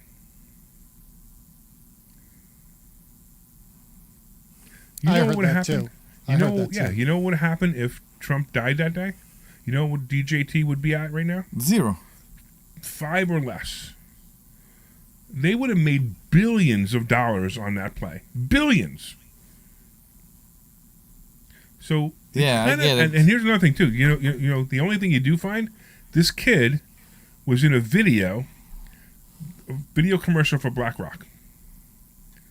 How interesting is all this? Yeah. You know, I mean, I'm nobody. I can't prove this stuff, but there's a lot of connecting dots here. A lot of connecting dots here. So that's what I'm wondering what happened. I don't think it was reality. I don't think this guy woke up one day and said, I'm going to shoot the president. I don't think that roof was empty because Secret Service said, oh, it's a slope roof, which is absolutely hysterical. You know, they would have been better off going, I can't believe we left that roof open, instead of saying, it was a sloped roof, so we didn't put somebody on there. I really? That's almost as bad as this woman trying to holster her gun for 5 minutes, and she can't figure out how to holster a gun. Did you see that? I haven't heard about that, but as a person who worked, she kept trying. Oh my gosh, she can't holster a gun, right? No, as a person who worked on roofs many times, I can tell you, you can stand. I know. You can stand on. And it wasn't even a major slope either. We're not talking about like a 12-pitch roof. We saw it on Monday. It's a flat roof. It was like that. It It's was a like flat the roof roof. on my house that we were working with. Exactly. It's nothing. So this is bizarre. Everything about this makes absolutely no sense. Yeah. And you know what we're going to find out about it? What? Never. We're going to find nothing about it. It won't be talked about again. Nothing will happen. If Trump gets in the White House and he can uncover it, he'll bring it up, but we'll never see it. You know what? I was pretty impressed. I got to something else. I never watched the RNC. I just don't care. I mean, like, I'm not this kind of person like, RNC? The Republican National Convention. Okay. So I don't really watch stuff like that. And I just wanted to watch Trump's speech the other night, because I just thought it would be, especially after being shot at, right? I mean, I've heard Trump speak so many times. I'm in the room with him. I'm in these private events with him. So I've heard him speak so many times. I probably wouldn't have cared to listen to him again, because I know exactly what he's going to say. He says the same stuff, most of the same stuff over and over again. But because of the shooting last Saturday, I really wanted to see if he referenced it and how he referenced it. But one of the things he did that was impressive was he said he actually complimented the Secret Service for saving his life. Oh, wow. How they jumped on him and how they kept him and they pulled him away. So that was pretty impressive. Now, everyone in social media is saying what? That he's sarcastic. No, that the Secret Service failed miserably. I mean, miserably. In every single way, they failed miserably. What was the first thing he did when he was elected in 2016? You remember? No. He thanked Hillary Clinton. Oh, did he? Okay. He thanked her. I don't remember, but that's fine. So there is something more to him, apparently, than ego. No. So the funny part is, they keep saying that Trump wants to run for president for ego, when we have Biden, the dementia patient, staying in the race because of only one reason. His ego. Any Democrat is saying, please leave so we can have a possibility of winning against Trump. That's what any Democrat would say, right? It's not ego. I think that Biden believes nobody else can save the country from Trump. So Biden is the only one who can't. According to, if you want to be a Democrat and say, Biden, you don't need to convince me. I'm just saying. But I'm just saying, if Biden is so bad as a candidate that he's losing because he's the candidate. But I think through his eyes, he is very needed. Maybe. Through his eyes, he's extremely needed right now. And what's that called? Ego. Hello? Did I just say that? No, I think it's called grandiosity in this case. Okay, fine. Even better, grandiosity. Yeah, because Deb, as a medical writer, is grandiosity and ego basically the same? I think that we should start moving on to a different topic. Let's go. Because I get the whole politics thing. We're about to go to talk to us. Bring us to track. What do you want to talk about? Wait a minute, before we go to commercial break, okay. Why don't you give the phone number out 7 times? We have a phone number? Yes. Okay. That's 855-939-1137. That's 855-939-1137. Again, that's 855-939-1137. Call us. All right. So can we go? Do you want to say something before we go to commercial? No, we're good. I think we're good. When we come back, we can talk about something else. But I just thought it was an interesting topic. Yeah. No, I think it's an interesting topic, but I think you've also beaten a dead horse. I think we got your point. You know what I mean? Like, what is a dead horse? You never heard that expression? No, educate me. Beat a dead horse? It's over. It's done. Beat the dead horse. Okay. Beat a dead horse. Yeah. Beat the dead horse. Okay. Yeah, I'm telling you, we gotta play that game where people guess if will Omri know the expression. I know exactly right. We just have to have all the expressions listed out. Yeah, just pick an expression and then have the callers guess whether is Omri gonna know it. There you go. I like it a lot. That's a good. All right, so let's do this. When we come back, we'll play the game. Pick an expression and see if Omri knows what it means. All right, and that phone number is 855-939-1137. All right, we'll see you in about 2 minutes. This is Larry Steinhouse of Investor Schooling. Did you know we are having a full one-day event on August 17th? It's called the Money Hacks event. You want to come to this event and you will learn how to become your own bank, how to invest in real estate without any money. You will learn the stock market and you will learn how to build credit for cash flowing assets and so much more. It's a full day packed with information. Use the code 1210, that's 1210, to get a 50% discount on the ticket. Go to 4mmw.com, that's 4mmw.com, and register today. This is Larry Steinhouse with Investor Schooling. Do you know when the best time to buy investment properties is? It's now. It's always now. You just need to learn how to buy them correctly. Go to investorschooling.com and sign up for a complimentary class this Thursday night and learn how to buy investment properties and make money every time. That's right. That's what we teach. We teach how to buy investment properties and make money every time. You've got Joel in Freehold wants to speak about interest rates. Joel in Freehold, New Jersey. That's investorschooling.com. Can I tell you something ironic? Yeah. Just remember, we're still live on Facebook. No, I'm not going to say anything bad. Okay. Everything you need. So you know how the left is always accusing the right of being conspiracy monger and lunatics. I think it's very easy to do that when the wind is blowing your way. Because, dude, I was on social media. I'm on social media a lot because of my music. And I must have seen hundreds, if not thousands, of comments immediately about how the Trump shooting was staged and faked. Yeah, staged, right. And this is you can tell it's catch up. And I'm like, these people are tired of hearing about I'm not saying it's good to be a conspiracy monger, but these people have no moral high ground. Yeah, I agree. When it's expedient for them, they're just as bad as anybody else. Yeah, you should have brought that up during the show. But Dr. Deb doesn't like us talking about politics. I'm not about politics. I just don't want to only talk about politics. Always. I just thought it was funny. All right, we'll be back in 30 seconds. Investorschooling.com right now. RSVP for this Thursday. We'll see you there. This is Larry Steinhouse with Investor Schooling. Don't go through life ignorant about how to become might want to reiterate for the listeners, what kind of stuff precious metals, you cover. And learn from At Investor Schooling, we teach these things and more. We only provide education, and we will teach you how to leverage real estate, how to leverage the stock market, and how to leverage precious metals to make more money than you've ever made before. Larry. Go to investorschooling.com and take a complimentary class this Thursday. We will see you there. Investorschooling.com. That's investorschooling.com. This program is paid for by Investor Schooling. All right. Good afternoon, everybody, and welcome back to the Larry Steinhouse Show. Right. We forgot we changed the name of the show. I want to do the live. Okay, hold on. So do the Larry Steinhouse. Hold on. Welcome back to the Larry Steinhouse Show, brought to you by Investor Schooling. Live. I thought it was the Larry. The. Show. Yeah, it was the. No, you said Larry Steinhouse Show. Okay, hold on. Stop. Hey, Glenn, can you start the music again? All right, everybody, welcome back to the Larry Steinhouse Show. It's brought to you by Investors Live. And I want to let you know that we talk about financial education. We teach people how to invest in real estate, how to invest in the stock market, how to use IRAs properly, how to pay your kids money and get tax benefits for it, how to overfund your life insurance policy, make money. All we teach is education. I think that's kind of redundant. Yeah. But that's okay. We don't sell any products. We only teach you how to use the products. And I don't care where you buy it from. We have some suggestions. It doesn't matter. You don't sell any products. Is that what you're trying to say? We don't sell any products. Yes. Okay. Right. Exactly. We only teach. We only sell. That's the word I'm looking for. We only sell education. That's Okay. what I was trying to So correct before you. the show, what did we say? You must have eaten a lot of gluten today because you're all over the place with your It must have been the beer I drank last night. All right, but where are we? What was the contest we had before we started? We said that you want people to call and try to challenge me with an expression I don't know. Expression, right? So if you call 855-939-1137. No. It's 855-939. Let me explain what the contest is, okay?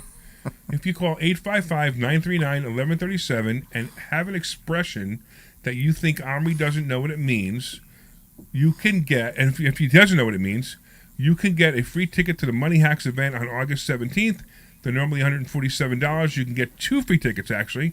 You and a guest come for free to our full-day event. Okay, the phone number again? 855-939-1137. All right, I think we have Joel on the line. We still have Joel? What's up, Joel? Larry, can you hear me? I can hear you, man. What's going on? And by the way, you're speaking at the Money Hacks event, aren't you? Yes. Awesome. So this is Joel Crowd. He's actually, I recognize the voice. That's Joe Burr. What? Joel Crowd? Joe Burr. Yes, but not today. Yes. Okay. No bird today. No bird. I thought it was an interesting topic listening to the background about interest rates and the government and how they relate to each other. And there always seem to be inverse, right? All the time, Larry, you and I are doing this for decades. The government's always the last person to figure it out because obviously they're watching 12-month trailing statistics, right? Correct. Yes. And that really is a huge impact in your comment before about during the latter part of the Trump administration not raising rates early enough.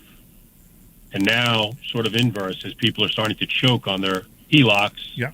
At the same time, a lot of institutions are actually cutting off the availability of new ones and or capping the ones that exist out there. We've had lots of clients come to us for the residential side of the world, which we really rarely ever do.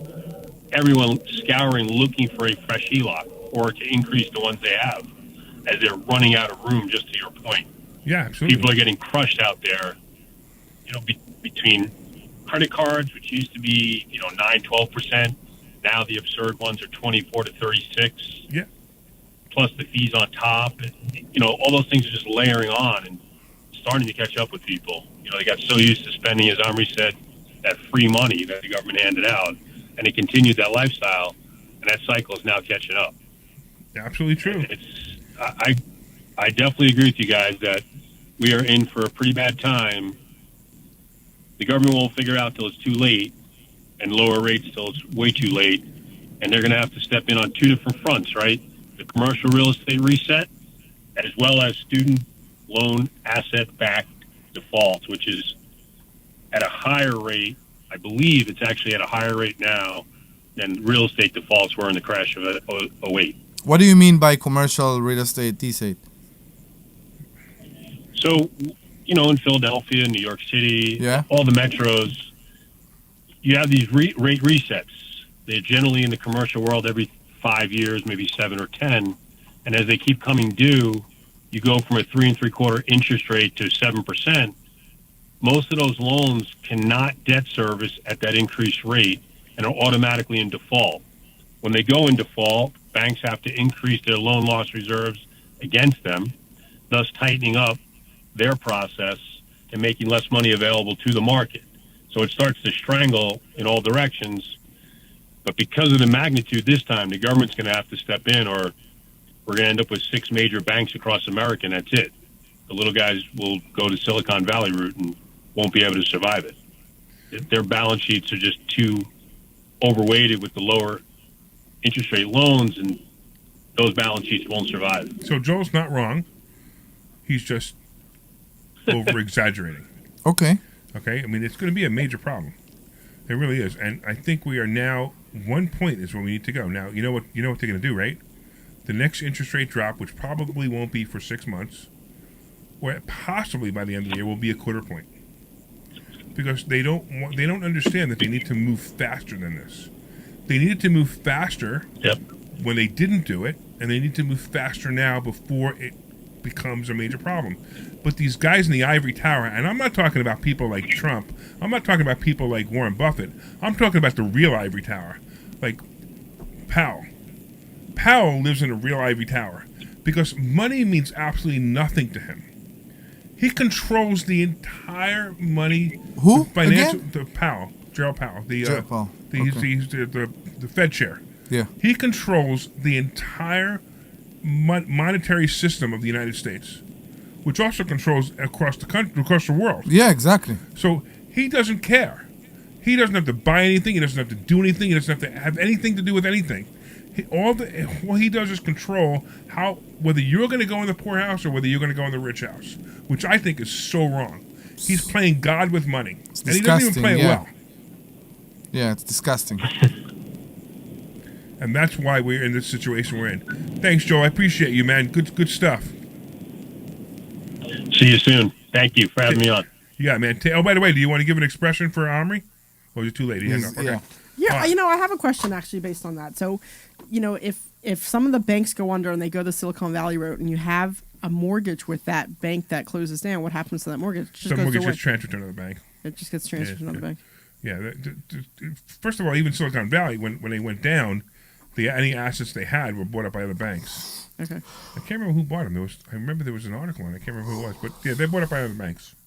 But what really happens with the interesting thing is, if you remember 2008, the paper got lost.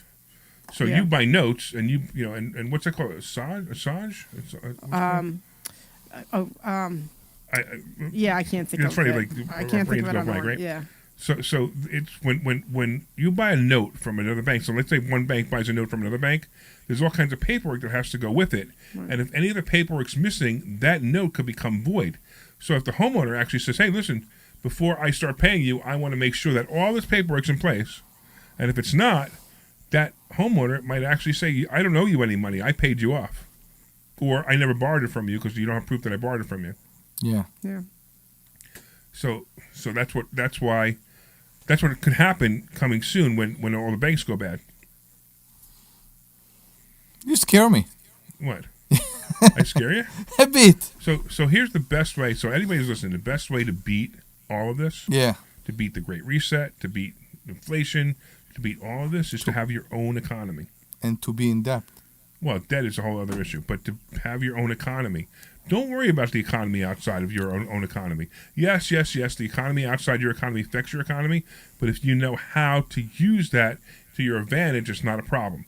Real estate is great, because what happened? All three of us increased our net worth over the last 3 years because real estate went up so much that we increased our net worth. Amazingly, I know. And we didn't have to do anything. Now, we bought stuff during the 3 years. We bought stuff, so that increased it more. But we didn't have to do anything. We could have just sat back and just had an increase in net worth and stopped thinking about salary. You know how much Warren Buffett makes a year? You want to guess? I'm afraid to guess. Yes, pick a number. 350 million. How much do you think Warren Buffett makes? I would say half a billion is what I would think. Glenn, what do you think? How much do you think Warren Buffett makes a year? 5,000. How much?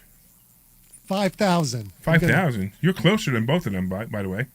Yeah, so his W-2 income. I figured it was going to be outrageously low. His W-2 income is $100,000 a year. Oh wow. Warren Buffett's W-2 income is $100,000 a year. Okay. You should see the expression on Omri's face right now. No, but how can that possibly be? The guy's still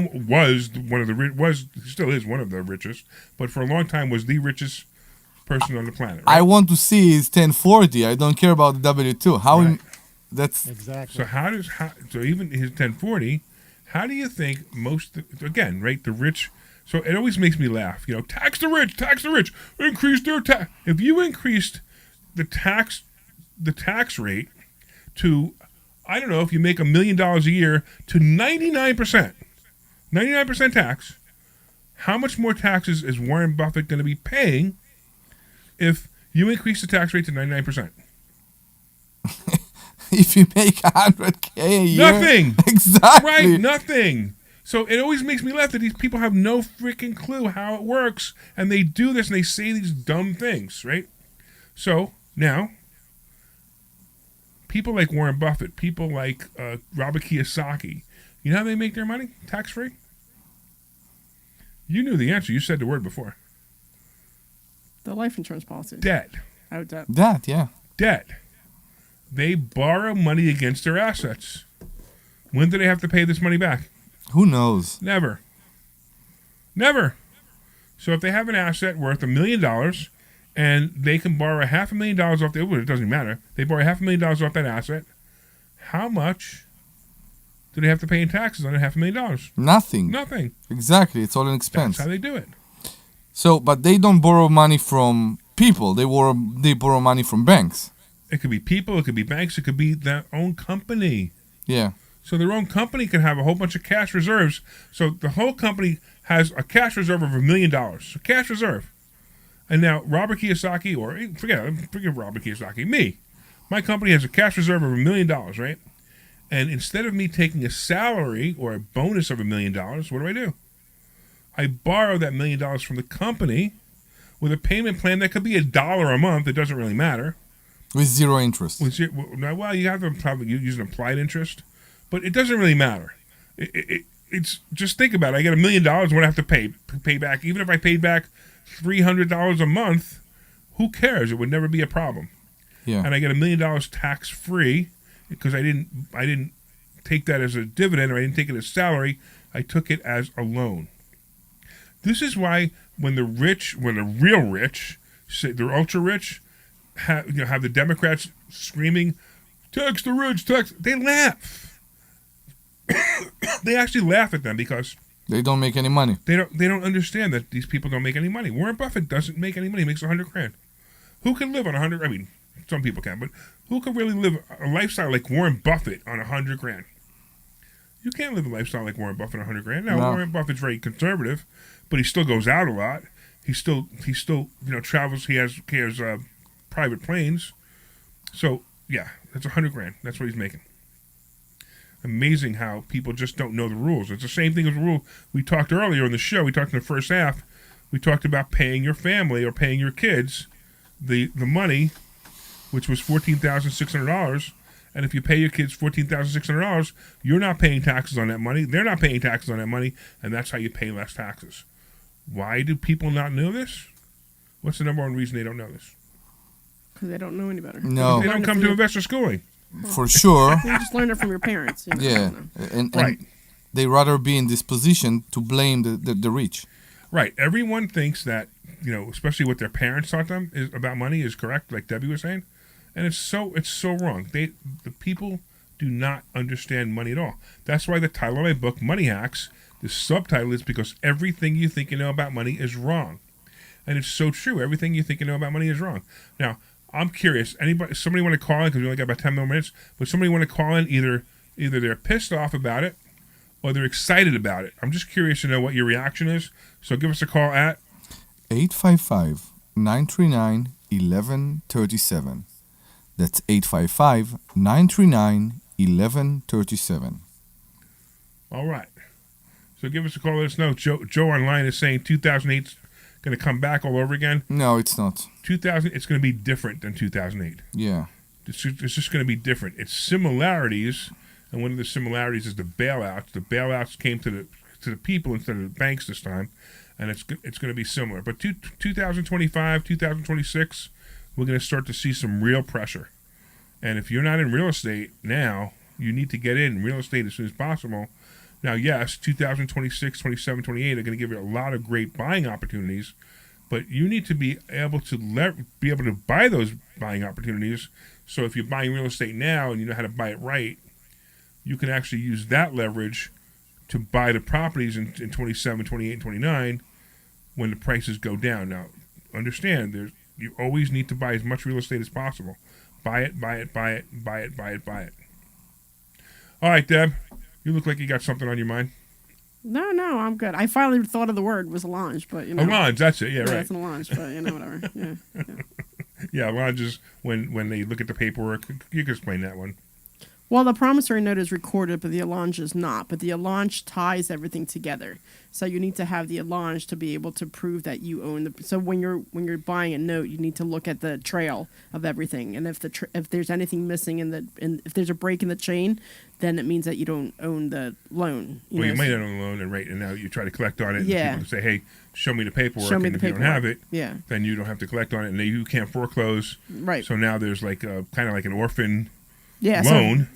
So you have to fix any mistakes that are in there, and it could take a little bit of time to do that before you're able to foreclose on the loan because everything has to be completely, exactly, absolutely correct. Right, and that's what happens when the banks go bankrupt. When banks go bankrupt, when banks close, is some of the paperwork gets lost. Yeah. And not only the paperwork, but it's a little rough. Okay, we got John in Phoenixville. What's going on, man? Hey, Larry. I have about $100,000 in cash, and I own 2 homes. Great. But I have a lot of debt. So if I try to buy something for $5,000, it wouldn't happen if I had to borrow it. You want to bet? So what can I do? You can buy anything you want. What I've got. Okay, so your homes are. You say that. So are your homes mortgage free? No, they're not. That's what I mean. Okay. But I have about $450,000 in equity in both of them. All right. First of all, immediately get a HELOC. You don't have to use it right away, but just immediately get a HELOC before you can't. Okay? Because you always. Okay, I'm sorry. A HELOC. I'm sorry, Larry. A HELOC. A line of credit against the value. Home equity line of credit. So I want you to get. Okay, but immediately. But how do I get a line of credit if I don't have my expenditures or my loan to debt never makes it? All right. So do What you have that? So when your debt to income ratio is what you're talking about. So your debt to income ratio. That's it. So do you have a lot of credit cards? Yes. And you owe money on that? I can't pay them off because then I won't have the $100,000. All right, so I don't want you to pay him off with your $100,000, at least not yet. There may be a possibility, but the first thing I want you to do is if you get a HELOC, a home equity line of credit, you could tell them when you apply for the HELOC, that's one of the conditions is that you're going to pay off your credit cards. And you have any car loans? Yes. Okay, One. so you're going to pay your car loans and your credit cards. $15,000. Beautiful. You're going to pay your car loans and your credit cards off with your home equity line of credit. Make that a condition. First of all, your worst case scenario is your payment's going to be a lot less, so it might be easier to live. That's the worst case scenario. But if you pay the same amount of money you were paying to your car loans and your credit cards, you pay it to your HELOC will be paid off faster, and you now have access to money anytime you need it for anything you want to do, such as buying other properties. But as I said before, Omri, how much money do you need in your pocket or in the bank? Exactly how much money do you need to buy any property out there right now? I don't need anything. You need zero, exactly. So the one thing that we teach at Investor Schooling, John, is we teach people how to buy properties with absolutely no money. In fact, most of the time now, I get money back at closing. So like when I bought my warehouse, I got $13,788 that I put in my pocket. So I brought to closing no money. I got $13,788 and I still had positive cash flow. And we would teach you how to do that, so you don't have to use your $100,000. But your specific situation may need, you may need some coaching on it. Have you ever taken a free class with us yet? No. How long have you been listening to us? Let me ask you something. Sure. Okay, so I just bought a boat down in Florida for the house down in Florida. Okay. I had to pay 10.25% credit because of my debt to loan ratio or debt to income ratio.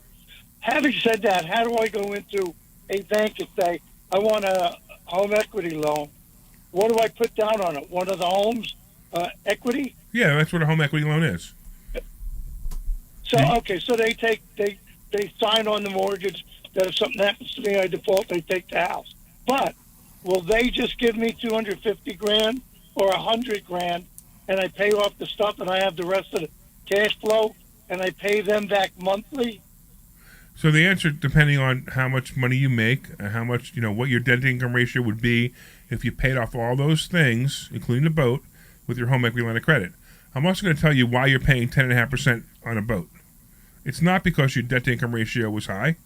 It's because the guy the finance the finance desk at the boat place knows that if he says something like that, you want the boat bad enough, you'll pay 10.5% interest. Now, don't think that you got ripped off, because it probably should have been 8. So it's not terrible, but understand that's the real reason. The real reason that you pay 10.5 is the guy behind the desk took advantage of you. He knew you wanted the boat really badly, and he did it. Okay, I know where you're coming from with that. Am I screaming? It sounds like I'm screaming. You're not I'm not screaming, am I? No, not at all. Okay, all right. I went to buy the boat. I bought the boat. I was turned down financing from the boat place. I went to another bank. I was turned down financing because of my debt-to-income ratio. Okay. But I then went, they have these boat loan companies online, and I went with one of them, and they guaranteed that I'd get the loan. Okay, They have great. to fish around and get it, so they got somebody at 10.25.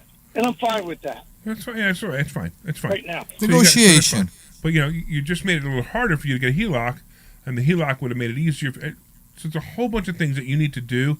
Like, so it's like if I was Dave Ramsey, I'd be yelling, "What's wrong with you buying a boat and putting yourself into debt?" I don't believe in that. I believe in we should live in a great life, and especially at our age. John, how old are you? 76. Yeah, so at 76 years old, right? Dave Ramsey's going to tell you don't buy a boat, save you money for retirement. Enjoy your I'm boat. going to tell you, hey, you're 76, man. Go buy a boat. Take the money away from your kids. Who cares about them? And enjoy your boat. Give us a ride. Yeah, exactly. Give us a ride. Exactly. Where's the boat? What part of Florida? Cape Coral. I think it's the other side of our place. Okay, so I enjoy the boat. So look, but a great idea is to get a home equity line of credit, pay off all those debts with the home equity line of credit, and then you're paying a lower interest rate. You're still going to pay 8 or 9% on your HELOC, but you're still going to be in a better off position. But when you get a chance, come in here. Go to investorschooling.com. Hey, are you too old to learn how to use a computer? No. Good. No, I can use it. I just want to make fun of you because you're older than me. All right, so go to all right. Right, go to investorschooling.com. Sign up for class. Come here.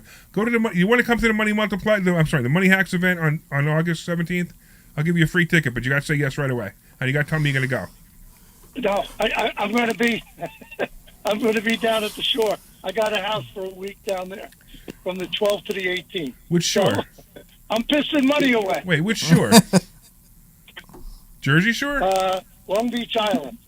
Well, yeah, Jersey Shore. So you could drive back for a day. I'm in Pennsylvania now. You could drive back for a day. No. All right. Well. No. All right, John. I might come to the class. I got to talk to my wife about that. All right, go talk to your wife about that. She's very skittish. Because we've got about 45 seconds left of the show, and we will see you hopefully one day at a class. All right, John. Thanks for calling. We appreciate you listening. All right, guys, we're about done. So I want to make sure I thank everybody for calling. I want to thank all the listeners for the whole 2 hours. We survived another 2 hours. It's a little long tough, 2 right? hours. It's a Yeah, little tough, right? Yeah, but it's not because we're just not used to it yet. Of course, I want to thank Omri and Dr. Deb. I want to thank the sweet Glenn Page for doing such a great job as our producer. We love you, Glenn. I want to remind everybody once again to go to investorschooling.com. That's investorschooling.com, and you can take a free class this Thursday. We also have the Money Hacks event coming up on August 17th. You go to 4mmw.com. That's 4mmw.com. We'll see you guys on Thursday. Take care. This program is paid for by Investor Schooling. All